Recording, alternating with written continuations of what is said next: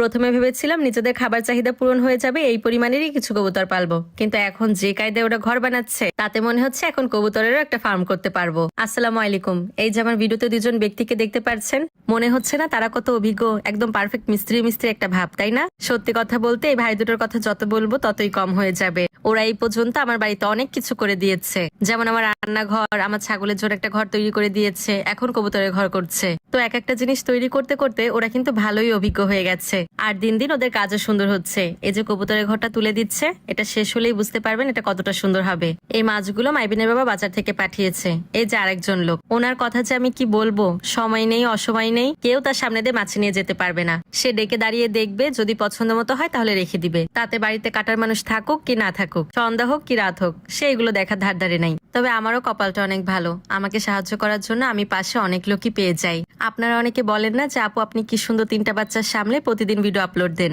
সত্যি বলতে সব দিক যদি আমার একা সামলাতে হতো তাহলে আমি কখনোই কাজগুলো করতে পারতাম না, কারণ আমি তো আর রোবট না। আমাকে সাপোর্ট করার জন্য মানুষ আছে বলেই আমি বাকি এফোর্টটুকু দিতে পারি। যাই হোক, অনেকদিন দাঁতে দাঁত চেপে বসেছিলাম, মানে বুঝালাম হাতে কিছু টাকা জমিয়েছিলাম, কিন্তু পছন্দের জিনিসগুলো তো নাছরবান্দা, বারবার সামনে দিয়ে শুধু ঘুরঘুর করে। আর ধৈর্য রাখতে পারলাম না, ধৈর্যের বাঁধ একদম ভেঙে গেছে।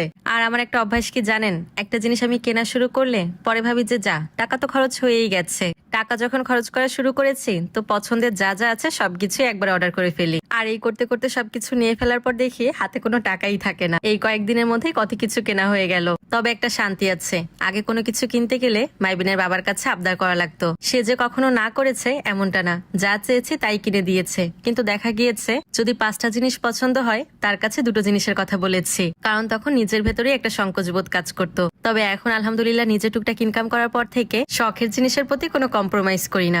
এখন মনে হয় কয়দিনই বা বাঁচবো, বয়স হয়ে গেলে তো আর এসব জিনিসের প্রতি আমার কোনো চাহিদা থাকবে না। তাই সময় থাকতে নিজের শখগুলো নিজেই পূরণ করব। যদিও আমার সোনা দানা বাড়ি গাড়ির প্রতি তেমন কোনো শখ নেই, এই আছে একটু টুকটাক কুকারিজের জিনিসপত্র কেনার আগ্রহ। আর হ্যাঁ, এটাই আমার সামর্থ্যের মধ্যে আছে, তো তাই আগে পিছে না ভেবে যা মন চাই তাই কিনি। তো আজকে যে জিনিসগুলো কিনেছে আপনাদের কাছে কেমন লেগেছে অবশ্যই কমেন্ট করে জানাবেন। আমি কিন্তু ফাঁকে রান্না বান্নাও করছি, আর ভাইরা কি কাজ করছিল সেটাও এসে বারবার দেখে যাচ্ছিলাম। প্রথম দিক দিয়ে ঘরটা দেখে কিছু বোঝা না গেলেও এখন কিন্তু ভালোই বোঝা যাচ্ছে। 6টা তালা করেছে, দেখেছেন তো। আর এখন কিন্তু সবচেয়ে উপরের খোপটা তৈরি করছে। ওদের কথা মতো 30টা বেডরুম, ভাবা যায় 30টা বেডরুমে মানে 30 জোড়া কবুতর থাকবে। এই সব খোপে কবুতর দিয়ে ভরতে গেলেও তো আমার মনে হয় বছর খানিক সময় লেগে যাবে, কারণ এত কবুতর তো আমি ওদের কিনে দিব না। আমি ভেবেছিলাম নর্মাল কবুতর গুলো পালবো, যেগুলো ঘন ঘন বাচ্চা দিবে, আর একটু বড় হলে আমি আমার বাচ্চাদের রান্না করে খাইয়ে দিব। আমি একটা জিনিস বুঝেছি, যে কোনো জিনিসই যখন বেশি পরিমাণে পালতে চাই তখন সেটার আর আগের মতো যত্ন নেওয়া হয়ে ওঠে না। পরিমাণে বেশি হয়ে গেলে খাবার বেশি লাগে, যত্ন ভালো করে নিতে হয়। আর যখন এগুলোর একটু ঘাটতি হয়, পশু পাখি বলে কথা, তখন এগুলো আস্তে আস্তে শেষ হয়ে যায়। আমার হাঁসগুলো দিয়েই বুঝতে পারছি, আজকেও 3টা বাচ্চা মরে গেছে। এখন আর আফসোস করছি না, সব আল্লাহর উপর ছেড়ে দিয়েছি। মরে বেঁচে যে কটা থাকে কি করবো, এর বেশি তো আর কিছু করার নেই। হাঁস মুরগির একবার অসুখ আসলে একদিক দিয়ে সব শেষ হয়ে যায়। লাস্ট কয়েকদিনের একভাবে বৃষ্টিতে ঠান্ডা লেগে আমার হাঁস মুরগিগুলোর এই অবস্থা, এখন বুঝতে পারছি। অনেকে বদনজরের কথাও বলেছেন, সেটাও একটা কারণ আছে, আর এটাও আমি বিশ্বাস করি। যাই হোক, সবকিছু আল্লাহর উপর ছেড়ে দিয়েছি।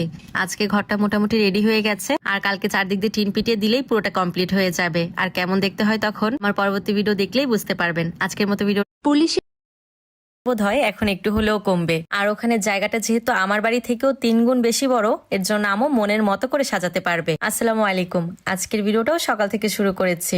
আমাদের পালের এই মুরগিটার বয়স প্রায় 1.5 বছর। ডিম পারতে পারতে ওর শরীরটা বেশ কাহিল, 1.5 কেজি ওজন হয়েছে। 2-1 দিন ধরে ঝিমোতে দেখে আজকে জবাই করে দিলাম। পালের পুরনো মুরগির ওপর মায়া সবসময় বেশিই হয়, আর তাছাড়া একভাবে ডিম দিয়ে আসছিল। জবাই করতে খারাপই লাগছিল, কিন্তু অসুস্থ যেহেতু হয়ে পড়েছে আর উপায় নেই। তো ভাবিকে ওটা ক্লিন করতে দিয়ে আমি আর মাইবিনের বাবা গেলাম আম্মু যেখানে বাড়ি করবে সেই জায়গাটা দেখতে। আমার বাড়ি থেকে আমার দাদা বাড়িতে যেতে যদি 10 মিনিট সময় লাগে, তাহলে আম্মু যেখানে বাড়ি করবে এই জায়গাটা আসতে আমার 5 মিনিট সময় লাগবে। আর আমার বাড়িটা তো খাল পার হয়ে তারপরে মানে সাঁকো দিয়ে পার হতে হয়, কিন্তু আমার আম্মুর বাড়িটা হবে আরো ভালো পজিশনে। খালের পাশেই রাস্তা, রাস্তার পাশেই বাড়ি হবে। কত বড় জায়গা দেখতে পাচ্ছেন। পুরো জায়গাটা আপাতত পার বেঁধে দেওয়া হয়েছে। আম্মু হজ করে আসার পরেই বাড়ির কাছে হাত দেওয়া হবে। আমার এরকম ফাঁকা জায়গায় বাড়ি দেখে আমার ভাইয়েরও খুব শখ হয়েছে, ফাঁকা জায়গায় বাড়ি করবে। তাই রাস্তার পাশের এই জায়গাটাই আমরা ঠিক করেছি। আম্মু তো বলেছে তোমাদের মনের মতো করে ডিজাইন করে দিও, তোমাদের পছন্দ মতোই বিল্ডিং তোলা হবে। আর আমি তো এটা ভেবে খুশি হচ্ছি, আম্মু সবসময় এসে এখানে না থাকলেও কিছুদিন এসে তো থাকবে, তখন আমিও গিয়ে কিছুদিন থেকে আসতে পারবো। আচ্ছা, অনেক আপুর আমাকে কোশ্চেন করেন, আপু আপনি স্কিন কেয়ারের সাথে সাথে আপনার চুলের যত্ন কিভাবে নেন, আপনার চুলগুলো বেশ হেলদি দেখায়। তো তাদের উদ্দেশ্যে আজকে বলবো, আমি নীলা ফ্যাশন কালেকশন পেজের এই হেয়ার অয়েলটা এবং তাদের অর্গানিক প্রোটিন প্যাকটা ইউজ করি। এই প্যাকটা চুলের পরিমাণ মতো নিয়ে 5 থেকে 10 মিনিট ভিজিয়ে রাখতে হবে। তারপর আবার পানি মিক্সড করে চুলে দিয়ে 20 থেকে 30 মিনিট রেখে দিতে হবে। তারপরে শ্যাম্পু করে নিতে হবে। সপ্তাহে 2 থেকে 3 দিন লাগাতে হবে। আর যদি আরো ভালো ফলাফল পেতে চান তাহলে এর সাথে লেবু, টক দই, ডিম, অ্যালোভেরা জেল এগুলো দেওয়া যেতে পারে। ছেলে মেয়ে উভয় ব্যবহার করতে পারবেন, কোনো সমস্যা নেই। আমি আপনাদের সুবিধার্থে তাদের পেজ লিঙ্কটা ডেসক্রিপশনে মেনশন করে দিব। তো সকালবেলা যে পালের মুরগিটা জবাই করে দিয়েছিলাম সেটাই রান্না করে নিচ্ছি।